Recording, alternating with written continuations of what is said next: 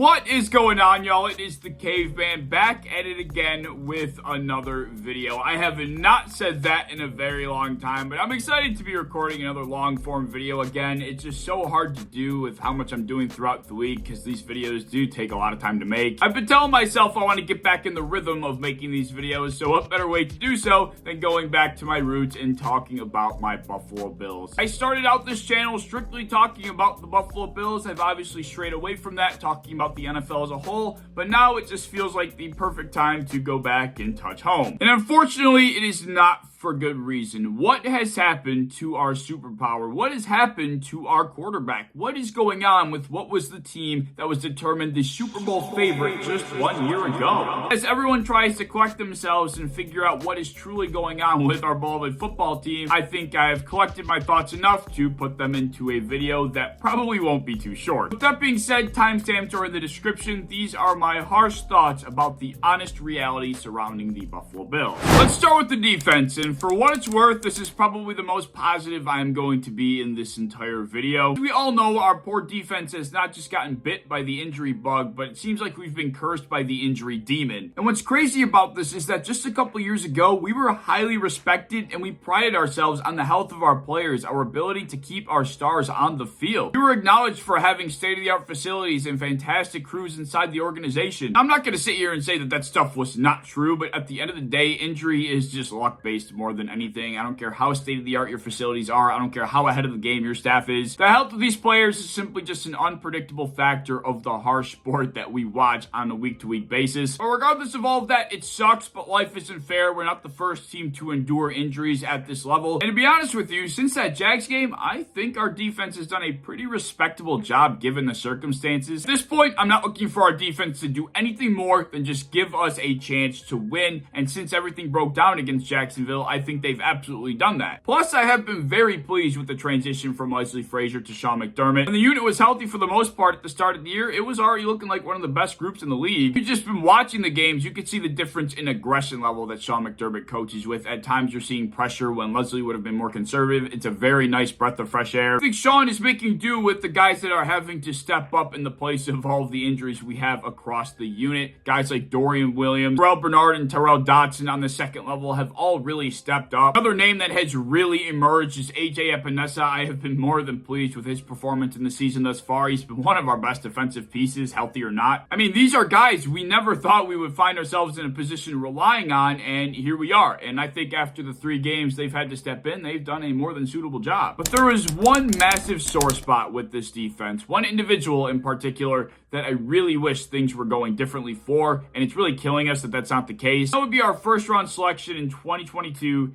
Kaiir Elam. That pick has bit us in the ass from the second we made it. I mean, for the love of God, we traded up to draft the kid. He was supposed to be the future opposite of Trey White. He was supposed to round out what was looking like one of the best secondaries in the league. Yet we now find ourselves in a position where we need him more than we ever have before, and he can't even be used as a rotational asset. After Trey White went down, he played against the Jaguars, he played against the Giants, and then this week against the Patriots, he didn't play a single fucking snap. Up to this point, this has been, and I say this in the nicest way possible, the worst pick, the biggest whiff in the Brandon Beane era, and I'm not even sure it's close. I don't think this was really acknowledged prior to White getting hurt, but now that he's gone and Kaiir has had an opportunity to make a difference and he's not even getting playing time, we have seen how big of a miss Kaiir has been for this football team. It has been so damn costly, I can't even explain. I have no idea why things have played out the way they have for Kaiir Elam up to this point. I don't know if he just didn't have it from the second he walked into the facility, or maybe he just lost his confidence getting jostled in and out of the lineup last year. Who knows? And it just burns my ass personally that much more because in that draft, I live streamed it. I was begging for the Bills to end up with Trent McDuffie out of Washington. I thought it was going to fall to us. And then come the 21st pick, the New England Patriots decide we're going to trade out and we're going to give this pick to the Kansas City Chiefs. They swoop in, they draft Trent McDuffie.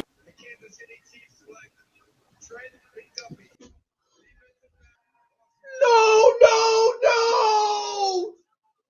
No, my God, no. We have to trade up and take Kaiir Elam, and now ever since then, Kaiir rides our bench, and Trent is one of the best cornerbacks in the league. I am not ready to necessarily give up on Kaiir yet. I don't think anybody should be at that point. He's still very young. Maybe Kaiir ends up being a late bloomer. I mean, if we're being honest, so many of Brandon Beane's draft picks end up panning out a little bit later on in their career. They don't make an instant impact, which really pisses me off, but that's another story for another day. But it's possible that he comes along later down the road, but it just sucks that right now we need him so bad, and he just is nowhere to be found. Otherwise, I think it's hard to be upset with the defense as we speak, because they're trying as much as they can with what they can work with. All we can ask is that they give us a chance to win on a week-to-week basis. They've done that so far, and that will be their job description going forward. I really don't think there's much to be upset with as far as the defense goes right now. That brings me to the opposite side of the ball with the offense, and I can warn you right now, I am not going to be very nice. I want to start by addressing some one-sided personal beef I have with somebody on the Bills offense not named Ken Dorsey. And I hate to say it, I don't want this to be the case, but that would be Gabe Davis. I love Gabe Davis, don't get it twisted. He's made some spectacular plays for this football team in the past, but I am of the firm belief that Gabe Davis is not the number 2 wide receiver that this offense truly needs. And let me make it very clear, this is not a take about his numbers or his production necessarily, because everyone loves to point to his end of season totals, and that's never what I'm really referring to. It is just the fact that this is a pass-heavy offense, and the number 2 in a pass-heavy offense in today's day and age of the NFL is far, far, far too important to just be average. And that's exactly what Gabe Davis is. He is average. It's become abundantly clear, especially as of late, that Josh Allen is far too inconsistent to make up for just having average in such an important role like the number 2 spot. If you've ever really paid attention, whenever Josh is truly struggling in a game, Stefon Diggs doesn't just disappear. He still continues to make plays. But on the other hand, with Gabe Davis, he fades away with the rest of the offense. Prime example, week 1 against the Jets. Prime example, week 7 against the Patriots. In those 2 games, Gabe Davis put together a combined stat line of 3 catches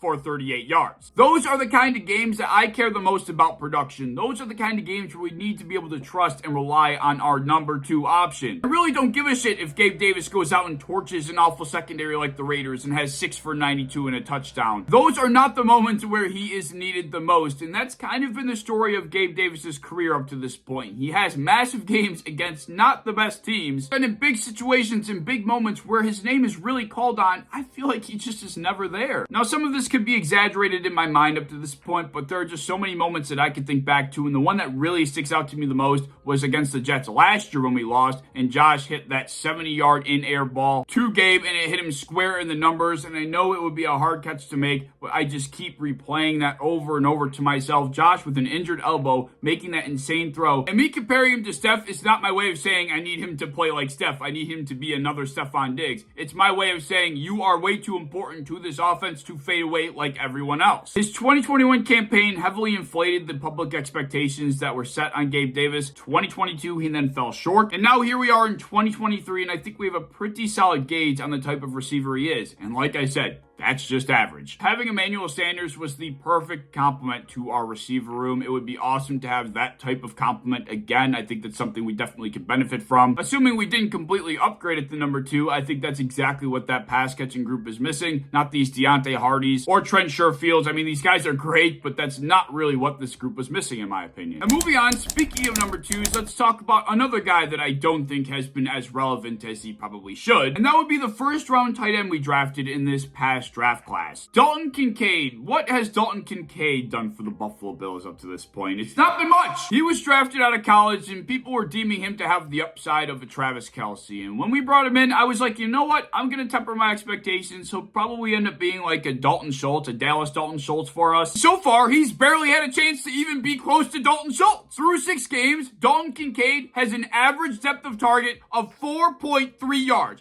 4 yards! If you watch any of Dalton Kincaid's tape, you know the last thing you want to do with a freak tight end like that is keep him in a 5-yard box every single time he's running a route. They know what he is capable of. That's why they drafted him where he did. So why is he yet to run a route past the sticks? Why are we not manufacturing touches for a first-round pick? Maybe they feel like he's not ready yet. Who knows? But I'm sick of drafting guys in the first round that do not make an immediate impact. I used to believe that they're truthfully just drafting projects, but Dalton Kincaid is is not necessarily a project. This is a guy you need to get reps with. Just simply not giving him the opportunity, it is driving me crazy. Unfortunately, Dawson Knox is requiring some wrist surgery, so now Dalton Kincaid's usage should be bumped by default. And I'm also interested to see if we start to run a lot more 11 personnel thanks to Arjun Manan. He's a fantastic follow on Twitter. He identified when Dalton Kincaid was out, we ran a lot more 11 personnel, so now that it's vice versa with the tight ends available, I would imagine it's going to be the same outcome. So hopefully out of 11 personnel, we will see a lot more of Dalton Kincaid. We will see him extending the field a little bit more, and we'll give him an opportunity to make more plays than just being somebody filling a role. And yes, I understand we're only 7 weeks into this young kid's career. I'm not entirely bugging just yet. But like I said, I'm getting sick of drafting these high draft picks and not seeing them do very much of anything early on. All of these other teams draft these players and they make immediate impacts. Where is our immediate impact, guys? One of the public's biggest concerns with the Bills drafting Dalton Kincaid was whether or not they're going to be able to use two tight ends right. And up to this point, I'm not too sure that's been the case. Now let's really get into the meat and potatoes of things. How about our inefficient early down rushing attack? Throughout the existence of Josh Allen's entire career with the Buffalo Bills, we have not been able to run the ball efficiently on early downs when we have to. And this year, despite all the changes that were made, bringing in the different running backs, upgrading the offensive line, that is still the case. 10 of the 17 non-Josh Allen carries went for under 3 yards. This is getting unacceptable. But that's not the worst part. The worst part of this is that the coaching staff's adjustment to not being able to run the ball on early downs is keeping the ball in Josh Allen's hand to throw quick passes to supplement the run game. That makes sense, right? We see teams across the NFL do it all of the time. If they're not having too much success on the ground, they'll just throw quick hitters and that will be their run game. But this philosophy seems to be exactly what is costing us, because this is exactly what defenses want us to do. The book is out on Josh Allen. Defenses know that Josh Allen simply does not have the discipline to drop back and take the underneath ball time and time again, play after play, down after down. He's just not wired to play dink and dunk football. So defenses will be like, hey, we're going to take away everything deep, we're going to sell out on the run, and we're going to force Josh Allen to take the short stuff underneath, knowing that eventually Josh Allen is going to get impatient. He's going to test the secondary that is just waiting for the long ball, and they're going to pick him off. We're in a desperate state where we need the early down rushing attack to be more efficient, because our adjustment to work around that has been making it even worse. No matter how many times the coaching staff can sit there and pound it into Josh Allen's head to take what he's given, to take the underneath ball, he simply cannot play football that way. That's the nature of it. And instead of continuously battling with this fact the way we have been over the last few weeks, we just need to learn to accept it. Well, now I'm sure you're asking, well, Caveman, how do we accept it? What do we do differently? Well, the answer is quite simple, and most of us, probably including yourself, has been yelling it into the void for the last few weeks. The answer is we still keep the ball in Josh Allen's hands like we have been doing, but we turn back the clock to 2021 and we let him run the damn football. What a concept that is. Peak Josh Allen was told to take the step, run power to the left or right, and gain some fucking yards. It was a staple part of our offense while Brian Daboll was here. Then once Brian Daboll left, Ken Dorsey stepped in, and suddenly you saw a change in philosophy. They wanted to slowly eliminate these design runs to protect him. And now in 2023, they've taken this initiative even further, and we do not run design runs really at all. I mean, it's been completely eviscerated from our entire playbook. A couple years ago, the power run with Josh Allen was quite literally one of the best plays in the entire NFL. It was so damn good, I made a whole video about it. It made our offense feel virtually unstoppable. Everyone's talking about the tush push and how great that play is, but nobody remembers how good the Josh Allen power run is, because it was gaining quite literally 4 yards a touch. And the thing is, when you run plays like this, then you can get even more creative. As we've seen before, Josh can get pretty creative with the ball when he is a runner. We saw him throw a touchdown to Dawson Knox when he was trying to run a design to the right against the Colts, and Indianapolis sold out for the run, so he dumped it over the top to a wide open Dawson Knox. That's what this type of play will do to a defense. I mean, what the hell? We just saw the Ravens do it against the Lions this past week. They faked a designed power run to the right, and then all of a sudden Mark Andrews is leaking out over top, and Lamar just has to dump it over the defender's heads, and he's damn near in the end zone. For a lot of teams like the Baltimore Ravens, for example, that's just kind of a really useful tangent that they could take advantage of. For the Buffalo Bills, it was not just a useful tangent. I really think that was the heart of our entire offense. We went from using it all the time to using it sparingly to ripping our own heart out, And now look at us. The more and more I've been thinking about it, the more and more I realize that yes, I do miss Brian Daboll with a burning passion. I think he is a Josh Allen whisperer, whereas Ken Dorsey is not even close. But I think the biggest difference in the transition from Daboll to Dorsey has been the lack of quarterback designed runs. I really think that's truthfully what's missing right now. And I can assure you that this internal initiative to stop the Josh Allen runs was not a Ken Dorsey idea. At this point, I think it's a vital part of our quarterback's mental state. Whenever Josh Allen was going off the rails, Brian Daboll would just tell him to take the snap and run behind your blockers, and he was able to settle in because that is how he has dominated, playing at the highest of levels all the way up to this point. And now the organization is pretty much telling Josh to play football a different way than he's played football and dominated his whole life. Do you know how difficult that probably is? And we're seeing how difficult it is. He's struggling tremendously. But yeah, that's about all I got. If you clicked on this video expecting me to bitch about how we should fire Sean McDermott or how I should start a riot with pitchforks going to Ken Dorsey's house right now, I'm sorry to have disappointed you. But the truth is, there's blame to be had from the very bottom of the roster all the way up to the top of the management. Even though this is not the first time I feel like my hopes are being crushed like an ant, this year just feels a little bit different in the worst way. And what I mean by that is after we lost to the Patriots, despite the fact that they only threw 3 passes, I still was able to remove my emotion from that game and say, you know what? Still a lot of season remaining. We're going to be fine. We're going to be a contender still. I am not going to freak out. But now, after losing to the Patriots this past week, I'm sitting back, removing the emotion,